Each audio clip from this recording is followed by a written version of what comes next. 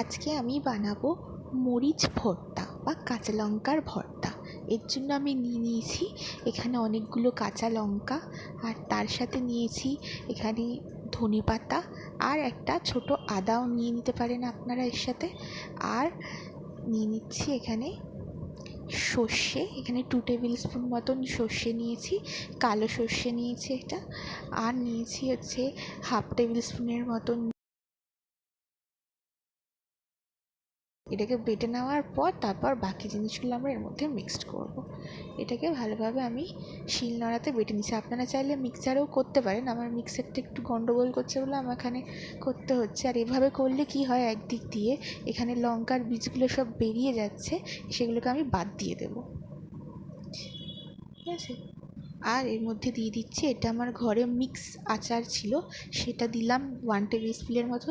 আর 1 table spoon দিলাম কাসুন্দি। ঠিক আছে, এরপর ভালোভাবে এটাকে মিক্সড করে বেটে নেব।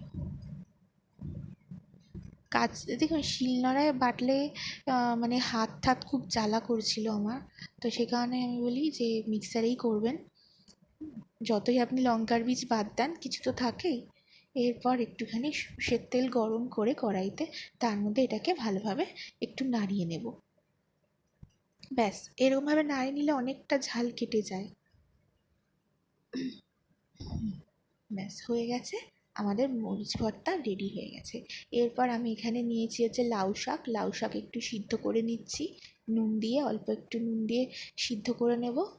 এই মরিচ ভর্তা দিয়ে আর এই লাউ শাক সিদ্ধ ভাত দিয়ে মেখে খেতে যে কী টেস্টি লাগে, একবার খাবেন, খেয়ে তারপর আমাকে অবশ্যই জানাবেন আপনাদের কেমন লাগলো। Thank you for watching.